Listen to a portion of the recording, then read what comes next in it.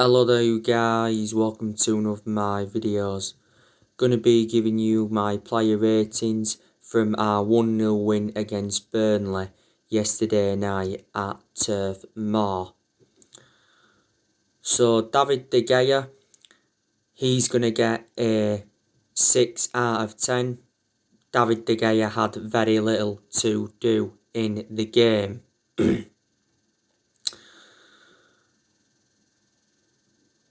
But I do think that David De Gea is getting back to his best.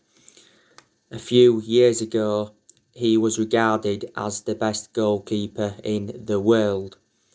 This is his 10th season at Manchester United, so he has been a long servant. And he's made over 500 appearances for the club in all competitions.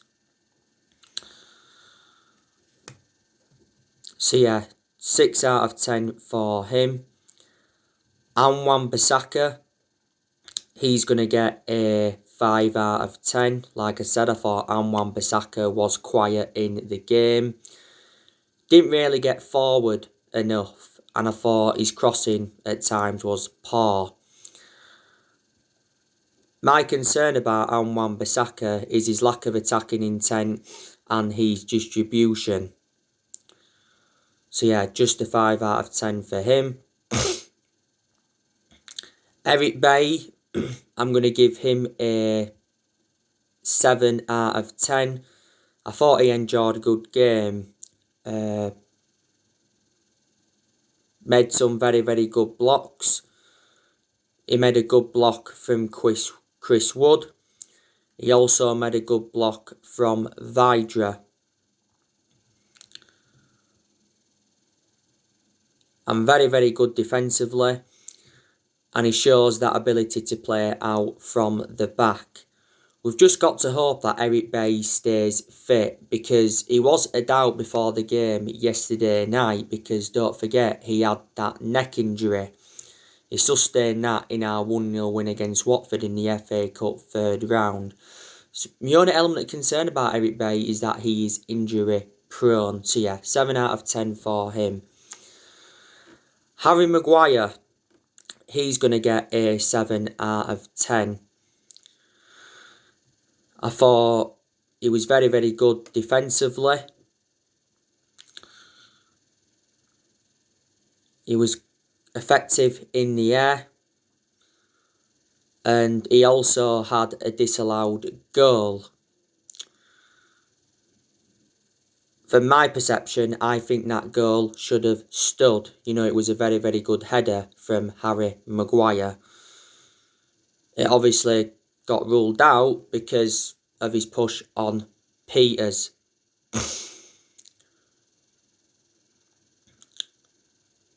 Luke Shaw, I'm going to give him a 7 out of 10. I thought Luke Shaw got forward well. Defensively, he was okay. Luke Shaw did get a yellow card for the challenge on Goodmanson. You can say he was lucky not to get a red card. But prior to that, you know, I think he enjoyed a pretty good game. So 7 out of 10 for Luke Shaw. Paul Pogba, he's going to get a 8 out of 10. I thought Paul Pogba was superb. He wasn't great in the first half, but he ran the show in the second half. Very influential he was. His passing was very good. He won some very, very good headers. And Paul Pogba obviously scored the goal in the 71st minute of the game. It was a good volley. It was obviously deflected off Lowton.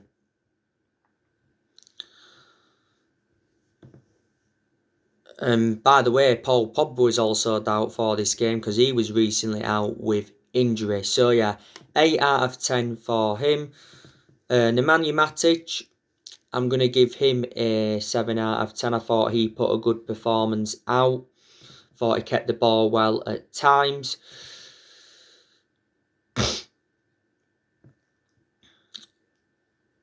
I'm actually surprised that Nemanja Matic had started because he's not one of our first choice midfielders, is he? Bruno Fernandes.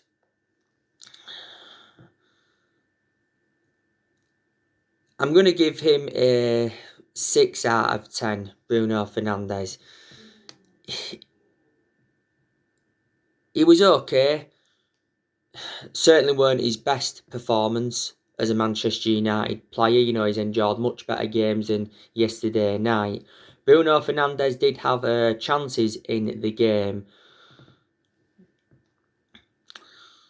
So yeah, just a 6 out of 10 for him. Marcus Rashford. I think he enjoyed a poor game.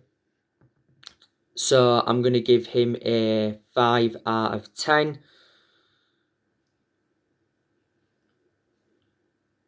Even though Marcus Rashford did get the assist for Paul Pogba's goal.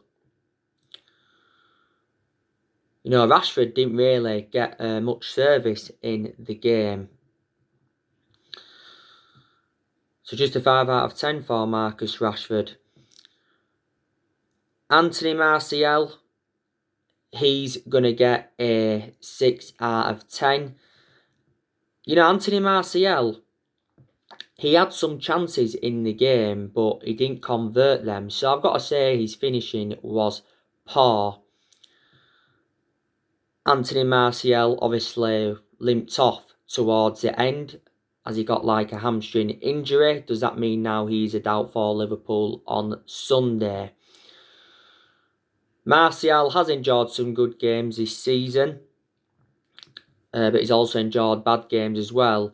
Earlier on in the season, he wasn't being clinical enough in front of goal.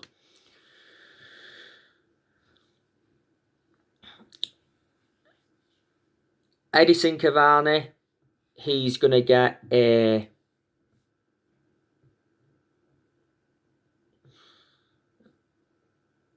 I'm actually going to give Edison Cavani a 7 out of 10. I thought his movement at good was times in the game. His combination play was alright. He had a chance as well, did Edison Cavani. Don't forget, Edison Cavani got brought down by Brady. And Brady was lucky not to be sent off.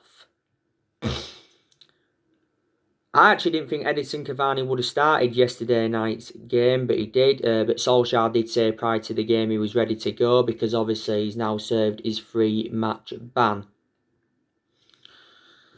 We brought some substitutions on in the game. We obviously saw Scott McTominay come on. I'm going to give him a 6 out of 10. Mason Greenwood came on.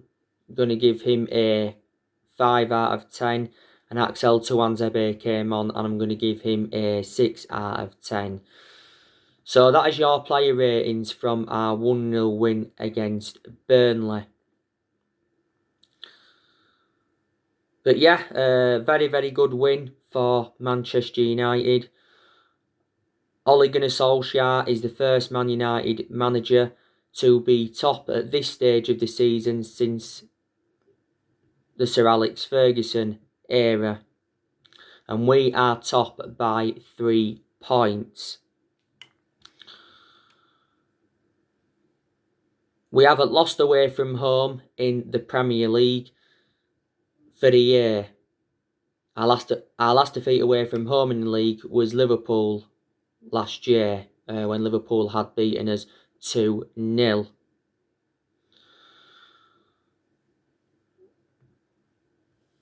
Got to say though, it weren't the best of games yesterday night, like I mentioned on my match reaction. The first half was very, very poor, especially. But I thought we was the much better team in that second half.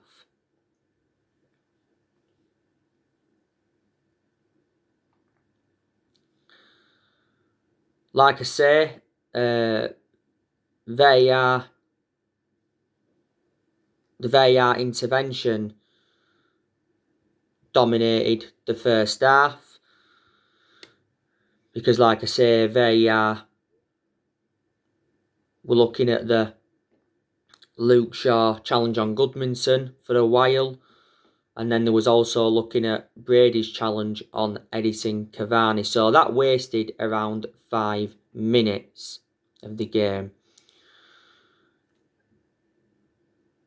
Burnley certainly had their moments in the game. Like I said, Chris Wood had an early chance. When that Vidra came on, he had a couple of chances, but he didn't convert them. But, we was expected to beat Burnley. Burnley are a poor outfit.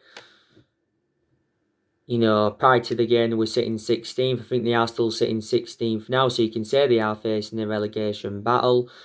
They had found a bit of form prior to this game because they'd won 3 of their last 4 games in all competitions prior to this game. Burnley's manager is Sean Dyche.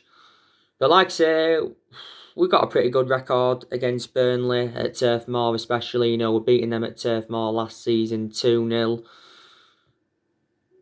The last time we lost at Turf Moor was back in 2009 when Robbie Blake had scored. Burnley had beaten us in that game 1-0. But Burnley did beat us at Old Trafford in January last year 2-0, and that was Burnley's first win at Old Trafford in 58 years.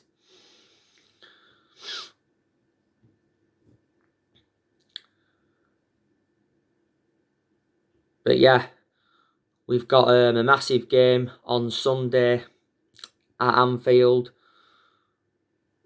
Solskjaer has said that he is ready for the Liverpool test. And he said the trip to Anfield has come at the best time. Now, we are coming to this game against Liverpool, top of the Premier League, by 3 points. If we do beat Liverpool on Sunday, we will be 6 points clear at the top of the Premier League, and then we will be in a very, very good position.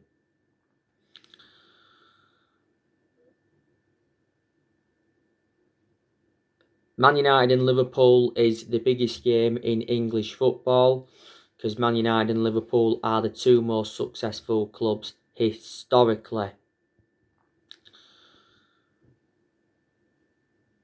Now, Liverpool are obviously very, very good at Anfield in the Premier League. They are unbeaten in 69 Premier League games at Anfield. So can we end their Anfield record? Liverpool obviously won their last game. They played to beat Aston Villa 4-1 in the FA Cup 3rd round. But they are winless in their last 3 Premier League games. Our last win at Anfield was back in 2016. Obviously, it was that late Wayne Rooney goal. We beat them 1-0. We had a good win at Anfield. Was it back in 2015? Beating them 2-1 when Juan Mata had scored twice. We obviously won at Anfield back in 2012 when Raphael scored that fantastic goal and Robin Van Persie scored that penalty. Yeah, that was 2012. And then that was our first win at Anfield in 5 years at that moment. We lost the game at Anfield last season 2-0. It was goals from Virgil van Dijk and Mohamed Salah. We lost at Anfield back in December 2018 3-1. That was obviously Jose Mourinho's final game in charge of Man United. Liverpool have obviously got a very, very good manager in Jurgen Klopp. Jurgen Klopp has been at Liverpool now, is it almost 6 years? I think it was last season he extended his contract with Liverpool until 2024. He probably will stay at Liverpool till his contract expires. Liverpool is the 3rd club in his managerial career, because before he was at Liverpool, he was at Borussia Dortmund. He won a few trophies with them. And before he was at Dortmund, he was at Mainz 05. Klopp's won 4 trophies as Liverpool manager so far. Obviously, last season he won the Premier League. That was their first title in 30 years. He won the Super Cup and he won the FIFA Club World Cup. And the season before, he won the Champions League. Liverpool have won the Champions League 6 times. I think Liverpool have spent over 400 million on players and that since Jurgen Klopp got recommended in.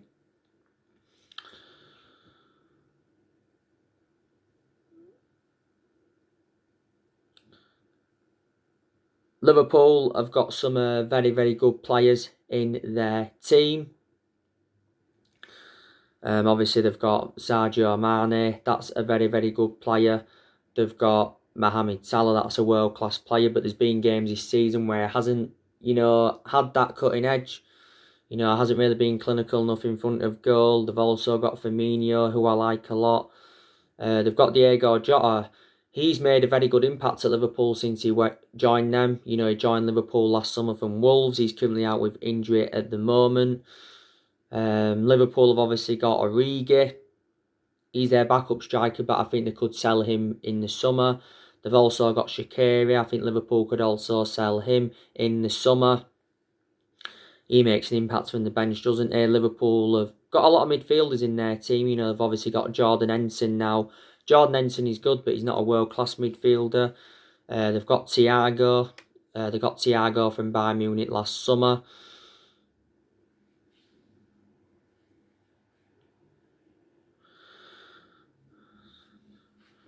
They've got Jorginho Wijnaldum. He's done well at Liverpool, but I think he could be leaving in the summer. I think Barcelona want him. Liverpool have also got Fabinho, who I like a lot. He can play as centre-half, but he's predominantly a defensive midfielder. Fabinho. They've also got Naby Keita. But he's not one of their first-choice midfielders, is he? Naby Keita's out with injury anyway. They've also got Oxlade-Chamberlain. He's sustained quite a few injuries at Liverpool, but I think he's done well at Liverpool as Oxlade-Chamberlain. He was also good when he was at Arsenal. He was good at Southampton before that. Liverpool have obviously got James Milner. Will he leave at the end of this season and then will he retire or will he go back to Leeds? James Milner isn't one of Liverpool's first choice midfielders. They've got two fantastic fullbacks in Trent Alexander-Arnold and Andrew Robertson. They've obviously got the best centre-half in the world in Virgil van Dijk. Liverpool paid £75 million for him. He's the second most expensive centre-half in the world, though, just behind Harry Maguire. Van Dijk's out for the season, so he's definitely not going to be playing on Sunday. Liverpool have also got Gomez out. I think his injury's bad as well. Joe Matip is out with injury. I heard that he could be possibly back though for Sunday. Matip is injury prone, just like Eric Bailly at us.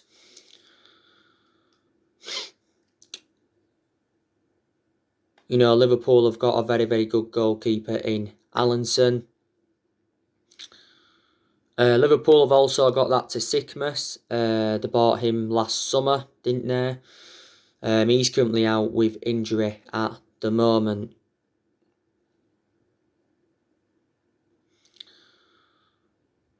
Liverpool have got a few young players as well. They've got that Nico Williams. They've got Reece Williams as well. He's an inexperienced centre-half. They've got Curtis Jones, who's played a couple of times for them.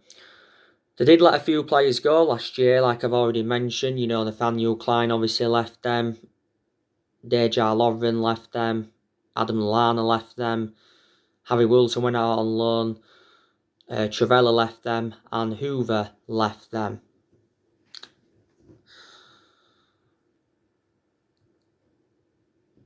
Jurgen Klopp he's one of the best managers Liverpool have had in this generation, got to be honest.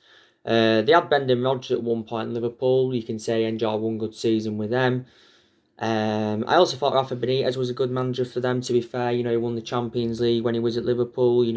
Gerard Houllier was a pretty good manager when they had him. Obviously, he died quite a few weeks ago now.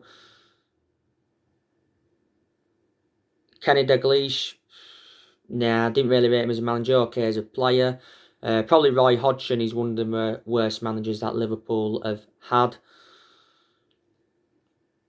And don't forget, a long time ago, they had the likes of Bill Shankly and Paisley. So yeah, I'm really looking forward to this game on Sunday. Like I say, the preview will be coming up either tomorrow or Friday. We do play Liverpool twice in a week because we've also got them in the FA Cup 4th round at Old Trafford. That'll be a good game as well. We've won the FA Cup 12 times. We're actually the second most successful team in FA Cup history, and Liverpool haven't won the FA Cup since 2006, but I think they've won it around 7 or 8 times. The FA Cup isn't really Liverpool's priority, is it? So that game in the FA Cup 4th round, it's going to be interesting to see how both teams approach that game. But my focus is on the League One first. But like I say, we have got to give Ole Gunnar Solskjaer, a lot of credit. He's got us top of the Premier League table. Got us to the EFL Cup semi-final this season. Obviously, we didn't win the semi-final. We lost to Manchester City 2-0. That was our 4th semi-final defeat in a row under Solskjaer, because obviously we lost 3 semi-finals last season. But we knew that City game was going to be tough because, City are a good team now. And they are especially good in the EFL Cup because they have won it for the last 3 seasons in a row. So City have now reached their 4th consecutive League Cup final. Solskjaer did well last season in his first full season at the club. He got us qualification for the Champions League, got us 3rd, and he guided us to 3 semi-finals. I think his decision making in some games is very good. But it's got to be like that persistently, because there's some games as well where his decision making is poor. And I said that's one of my biggest concerns about Ole. Despite Solskjaer not getting backed enough, I still think he has made good signings since he got appointed in as Man United manager. He spent over £200 million at the football club. And we've also seen a lot of players depart the club since he got recommended in.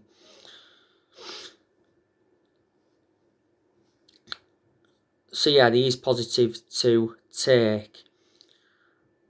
Now, I think a lot of United fans would have changed their perception on Solskjaer. A lot of United fans now will be Ole in. Maybe there's still some Man United fans that are Ole out. I was certainly Ole out earlier on in the season. I was very critical of him, of how inconsistent we was. But like I said, with how good we have been in recent months, my perception has slowly started to change on him. And you can say he's done well, Solskjaer, to say he's not a manager at the top level. The question is, can he emulate into a top level manager?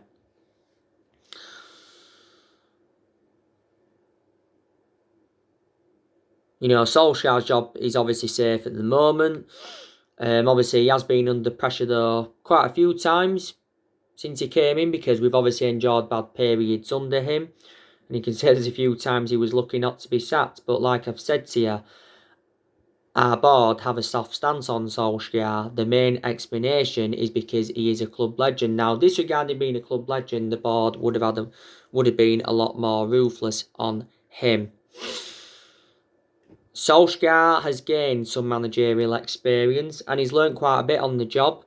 Reflecting now on his being at the club, you can still say there's a few things he's got to learn on the job. Solskjaer has been Man United manager now for just over 2 years. We appointed him in December 2018 to replace Mourinho. Obviously, the first he came in as interim manager, he was interim manager for 3 months. He did very well in that 3-month period, so Man United decided to give him the job permanently in March 2019.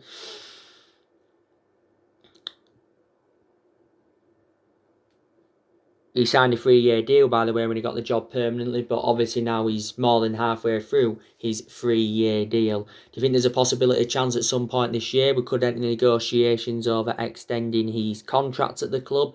Because certainly now Solskjaer will be Man United manager at the end of this season. He's going to be given at least another season at the football club. This is Solskjaer's second full season at the moment, and you've got to say now he is exceeding his expectations at the moment. Now, like I say, there's 3 trophies that we can pursue this season. You know, we can win the Premier League title, we can win the FA Cup, and we can also win the Europa League.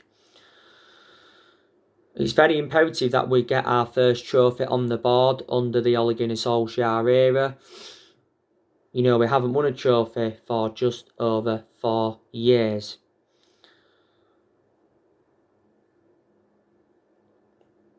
Now, we are certainly in this title race. Definitely.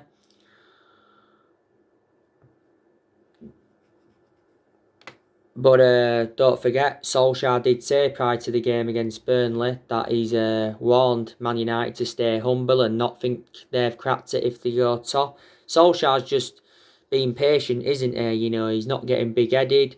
He did say after the game against Wolves that, you know, we're not in the title races yet, but he said if we are still challenging in March, he'll start to believe that we are in this title race.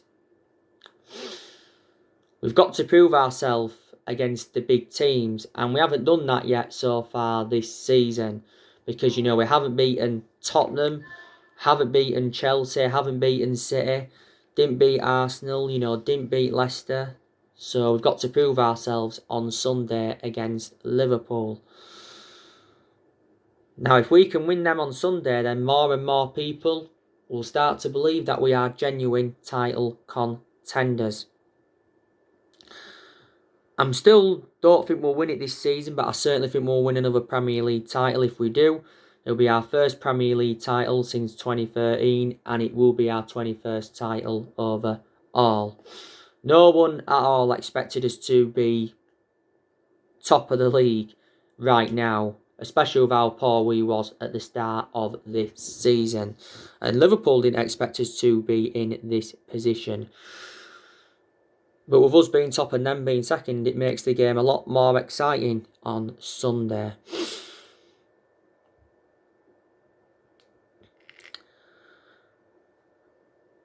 You already know the news on the transfers and that. Ole Gunnar Solskjaer has revealed his January transfer plans, and he said it's unlikely